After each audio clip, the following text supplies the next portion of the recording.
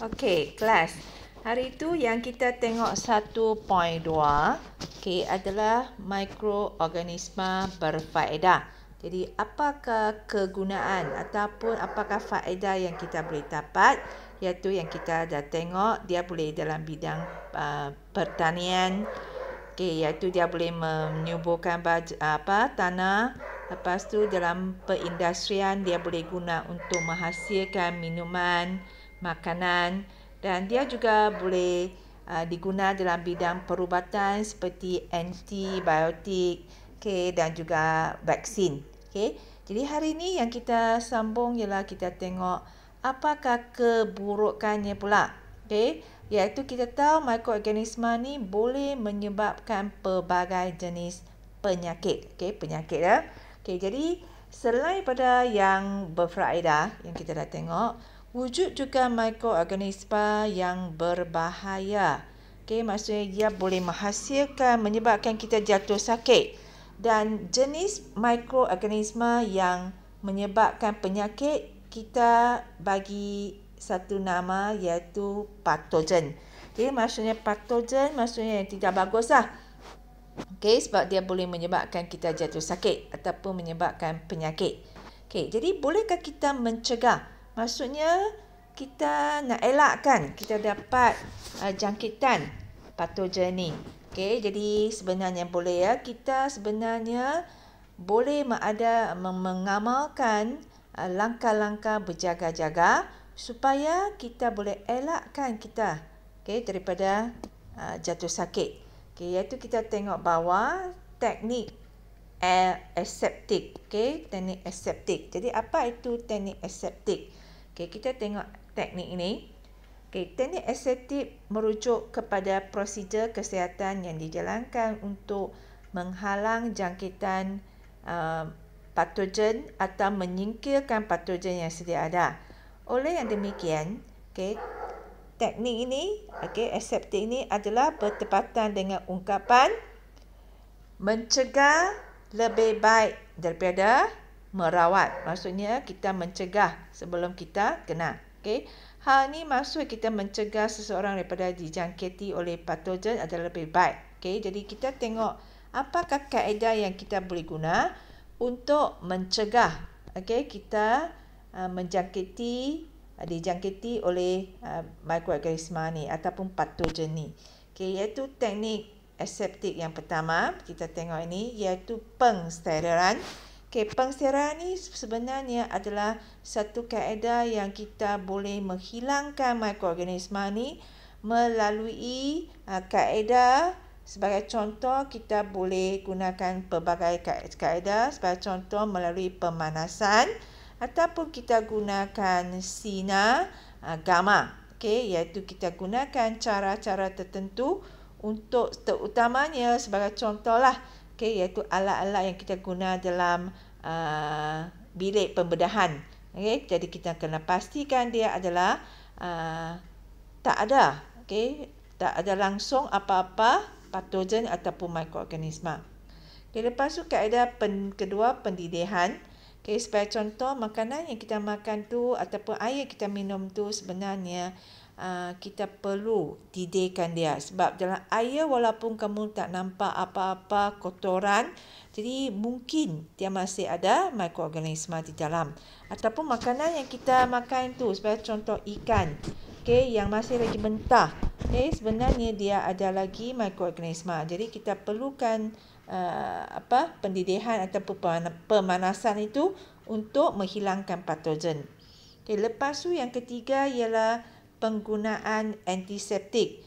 Iaitu apa itu penggunaan antiseptik? Iaitu sebagai contoh, kalau kamu tengok gambar di sini, sebelum kamu ambil suntikan, sebenarnya kamu disapu gunakan kapas tu dan kamu akan nurse tu ataupun doktor akan sapu di atas kulit kamu, pada permukaan kulit kamu, dan kamu rasa sejuk itu. Jadi sebenarnya apa yang disapu tu sebenarnya adalah alkohol. Sebab alkohol ni sebelum kita sapu dia boleh membasmikan kuman. Jadi waktu kamu suntik tu maksudnya kita nak pastikan mikroorganisma itu tidak masuk ke dalam badan kamu lah. Jadi ini adalah kita panggil antiseptik. Okay, antiseptik ya. Kita sapukan sejenis bahan sapu di luar lah pada kulit untuk membasmi patogen. Okay, jadi ini ialah antiseptik.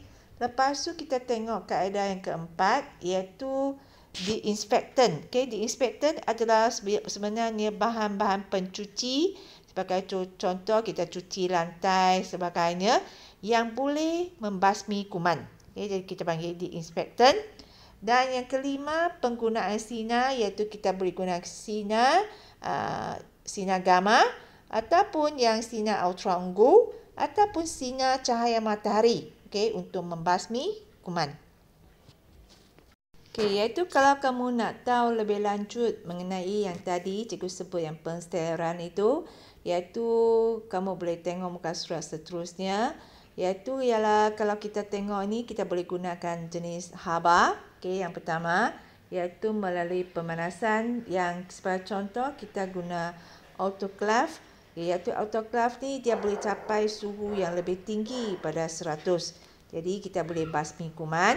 Lepas tu kita gunakan bahan kimia, sebagai contoh kita gunakan sabun, okay, untuk menghilangkan patogen itu. Lepas tu seperti yang tadi kita tengok juga, kita boleh guna sinar, iaitu sinar ultraviolet, okay, untuk membasmi kuman. Dan kita boleh gunakan periuk tekanan, sebab kita tahu periuk tekanan tu boleh capai suhu yang lebih tinggi lagi dalam masa yang singkat. Okay, dan kita ada satu lagi iaitu penapis mikron. Okay, penapis mikron yang boleh tolong kita membasmikan kuman. Okay, iaitu kamu boleh tengok di bawah ni, iaitu bagi autoclave, okay, yang cikgu sebut tadi, iaitu dia boleh capai suhu yang lebih daripada 130 darjah Celsius. Jadi maksudnya dia boleh hapus kuman itu dengan lebih baik. Dan bukan saja hapuskan mikroorganisma, dia juga boleh menghapuskan sporanya. Okay. Lepas tu yang kamu tengok tadi penapis mikron. Okay. Penapis mikron ni digunakan untuk menapis, okay, jarah-jarah seni dan mikroorganisma daripada air ataupun cecair. Okay. Dia boleh macam filter lah, menapis. Okay, lepas tu pendidihan, sebagai contoh yang kamu masak air di rumah, pendidihan. Tapi pendidihan ni dia tak sama dengan autoclave tadi lah. Autoclave tu boleh lebih daripada 100.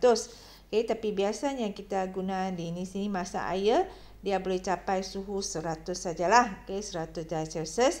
Dan kita boleh guna kuman. Okay, sebagai contoh yang kamu nampak gambar tu adalah botol susu lah.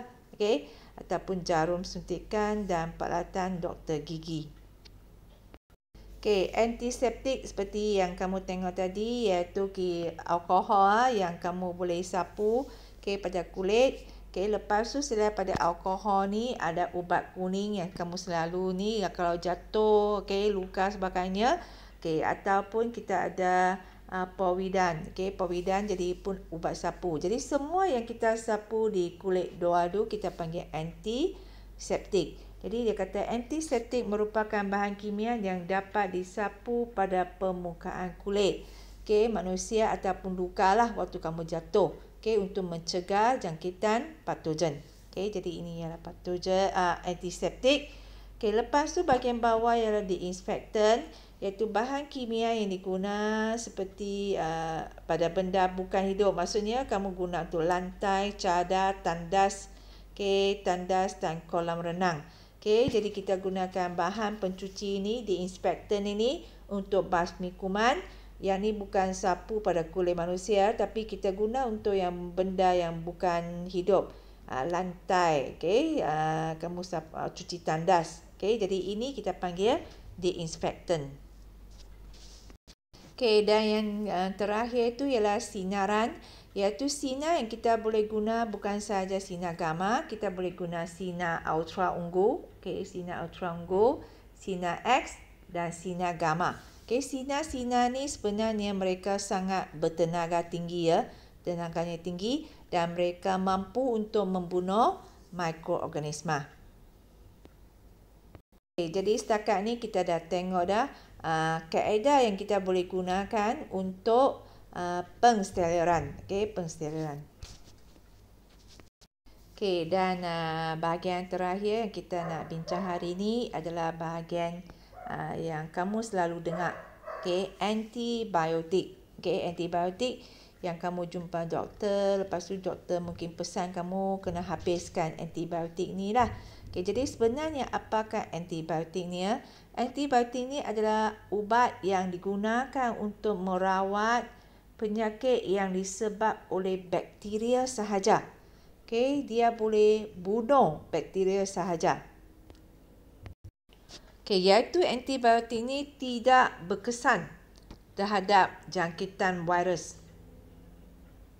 Okey, jadi kalau virus, penyakit yang disebabkan oleh virus ni, sebenarnya antibiotik ni tidak berkesan. Okey, tapi antibiotik ni pun ada kelemahannya lah. Okey, iaitu kalau dia berlakunya kalau bakteria ni berupaya untuk mengubah genetik dan antibiotik yang sedia ada tu mungkin tidak dapat lagi mempunyai kesan terhadap penyakit yang disebabkan oleh bakteria tersebut. Okey, jadi mungkin dia mengalami perubahan genetik. Okey, bakteria itu mungkin dia semakin kuat. Jadi antibiotik tertentu tu mungkin tidak lagi berkesan. Okey, dan sebab-sebab yang lain kerintangan ataupun ketidakberkesanan antibiotik ni, iaitu kamu tengok di tepi tu mungkin penggunaan antibiotik yang berlebihan, penggunaan antibiotik yang tidak tepat, contohnya merawat jangkitan yang disebabkan oleh virus. Okey, jadi tak boleh guna, tapi mungkin ada yang salah guna. Dan tidak mengambil antibiotik dalam tempoh yang ditetapkan. Maksudnya kalau di 3 hari itu kamu kena habiskan, mungkin kamu tidak menjalankan langkah tersebut.